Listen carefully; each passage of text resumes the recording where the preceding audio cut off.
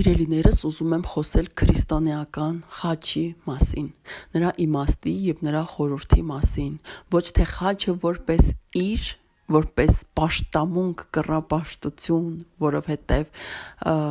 շատերը կարող են այդ կողմից նայել և ասել, որ խաչին եք պաշտում կամ իրն եք պաշտում, խաչի խորհուրդը և իմաստը, եկեք հասկանանք, ինչու՞մն է խաչի խորհուրդը, խաչի իմաստը և այդ խորհրդի ու իմաստի զորությունը, ինչ է խաչը, ինչ տեղի ունեցավ, Տեր Հիսուս Քրիստոսը, մեր Փրկիչը, մեր Աստվածը, ով մեզ սիրեց անսահման սիրով և եկավ մեզ փրկելու,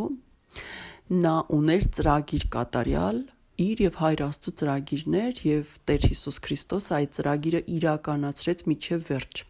Նա իր բոլոր ուժերը գործադրեց և իր Հայր Աստծու առաջնորդությամբ, ուղղորդմամբ, օգնությամբ, օրհնությամբ և ինքն էլ Աստված էր իհարկե, բայց մարդու մարմնում, եկեք դա չմոռանանք, որ նա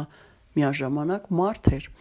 նա կարողացավ հասցնել աստվածային կատարյալ ծրագիրը իր վերջնակետին և հաղթանակին։ Տեր Հիսուս Քրիստոսը մեզ փրկեց խաչի վրա։ Տեր Հիսուս Քրիստոսի մաքրամաքուր, կատարյալ, աստվածային արյունը, տիեզերքի, աշխարհի միակ, ամենազոր, ամենամաքուր արյունը թափվեց հենց այդ խաչի վրա։ Մի արյուն, որը ունակ էր, որը ի զորու էր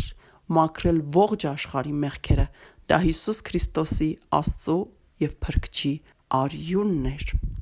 Աստծու գառնուկի արյունը, ամենազոր, ամենափրկող, ինչպես ասեմ, միակ, ամենափրկիչ, կատարյալ, փրկիչ, սրբող, ազատող արյունը։